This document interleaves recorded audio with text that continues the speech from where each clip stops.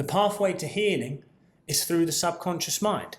How true is this when we're looking at it from a spiritual and maybe biblical sense? The great Joseph Murphy, who wrote The Power of Your Subconscious Mind, a wonderful inspiration to me, to make me look at the Bible and read between the lines and understand these things so truly. And actually, there is truth to it. You change by the renewing of your mind. So as you lay the seed of health into the subconscious mind, you can start to heal, create and manifest anything you've ever desired.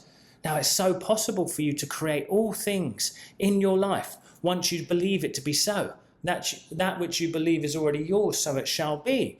So how do we actually access the subconscious mind to come to healing? How do we convince it of our health, even though we're going through such turmoil? Well, today I want to explain clearly the steps that I took to bring myself to healing. Now, I want you to remember that the subconscious mind is not a respecter of men. Just like that infinite power is not a respecter of men. It gives you what you believe to be true. It's constantly saying yes to your beliefs. Are your beliefs of godlike health, harmony, peace and guidance? Or are they ones of fear, worry, doubt, making gods of outside circumstances? As we start to realize these truths, this is where we can change. So what we must do is learn how to access the state of being that allows us to convince the subconscious mind, or as you can call it, the divine mind, or the deeper mind, or the part of us that is connected to God. You see, it's that same part of you that runs all the systems in your bodies. It runs your heart, it grows your hair, it heals your wounds, it digests your food, but it also makes you take that same pathway that you walk every day to work. Have you ever noticed you cross at the same point every day? Because the subconscious mind takes over when we're not consciously aware. But what we have been given is the gift. And the marriage feast is the first ever miracle that we see from Jesus, where he turns water into wine. And it explains exactly how to use the subconscious mind to create anything in your life. You see, water in the Bible represents consciousness. When Jesus says, he laid me down on pastures new, he takes me to the still waters, it is going on about the idea of becoming still in the mind so that you have access to your subconscious mind. So as you become still here, you can start to use the conscious mind or the pen to start to write a new idea on the subconscious mind, which is the divine mind, which will then be compelled to take the actions and the sequences it needs to bring you to the fulfillment of your desire. And if that desire is healing, abundance, all of these things, you can bring it to pass when you convince your deeper mind. But your deeper mind is not accessible when you're constantly in fear. You see, fear is the only thing that blocks you from God or that divine self within you. You see, God is in you, around you, and in and all through all things.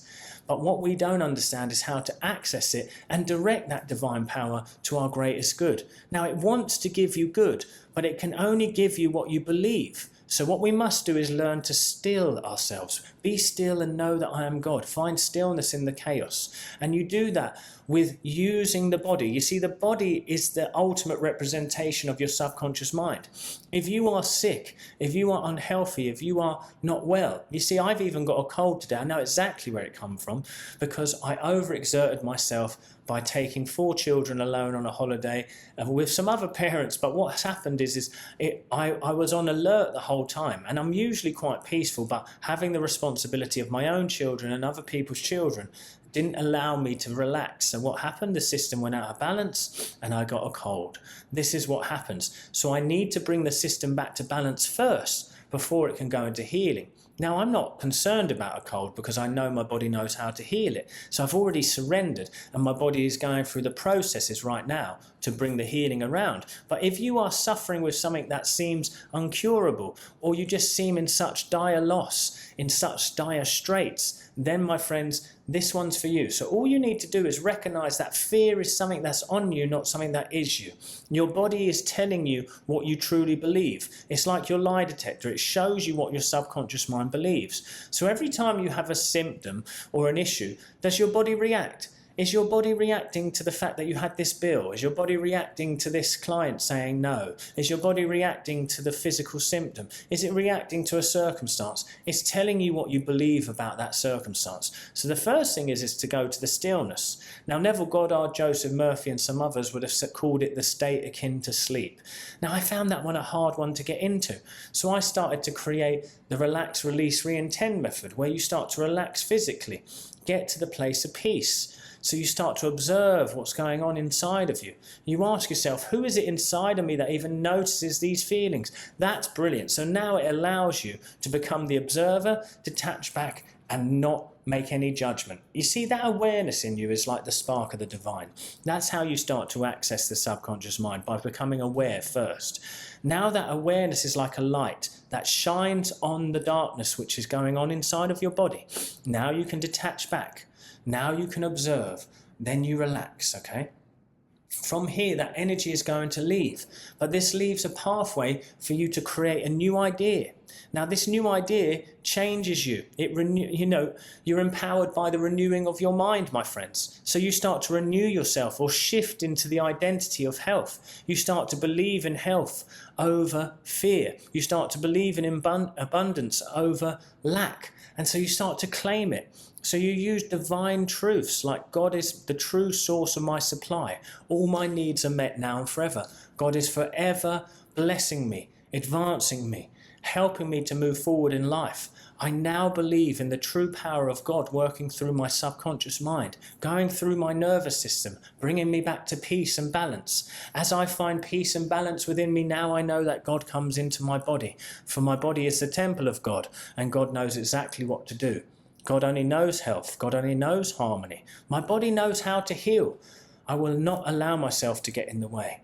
Now you see, the subconscious mind, from that place of stillness, if it is done with repetition, expectancy, knowing and peace, now you will start to change. Now the new pathways in your mind will come together towards healing, and you will be compelled to heal. You'll be compelled to create good in your life. The subconscious mind, as Joseph Murphy would say, is the pathway to God. It is the thing that allows God to work through you. So we were given a conscious mind and a subconscious mind. So let me come back to the marriage feast in which Jesus turned water into wine. So water being consciousness, wine being the manifestation. So Jesus took the water, he stilled himself, became peaceful, and he claimed it to be something else. So your conscious decision will become a physical fact. That is what it says. So the marriage feast, what does that represent? Well, the conscious mind is the father. The subconscious mind is the mother. So you marry the conscious idea to the mother, which is the subconscious mind, and you impregnate the subconscious mind with the new idea of health and harmony. As it gestates over time, and you don't keep changing your mind, and you don't keep going from reaction to reaction, eventually it will gestate, and the child will be born, or the manifestation will express. That's what that story is teaching us in the Bible, was how to truly create. Now there's an interesting thing here, because Jesus goes on to perform many miracles that teach us how to live our life. So this is where you can create healing. But also, in the same idea where Jesus teaches us how to create many miracles in our lives here, he also shows us in the feeding of the 5,000. He had a small loaf of bread and a little bit of fish, but he kept giving from the little that he had, never worrying whether there would be enough, never fearing that he couldn't give more. So as you learn to relax and trust and find faith and give from that place of peace, your abundance will go on and on and on, and there will always be more than enough. You see, he was even left over with some more after he fed the 5,000, because God, as you give, will then give back to you. So as you give peaceful, joyful thanks for your healing, as you give of your talents, as you start to step into life rather than being fearful of it, God will start to give you more, because that is the energy of faith and trust. So find peace in the body, claim in your conscious mind, religiously, knowingly, gently, until your subconscious mind is impregnated with a new idea of health, harmony, abundance, and whatever it is you desire, so it will come to be.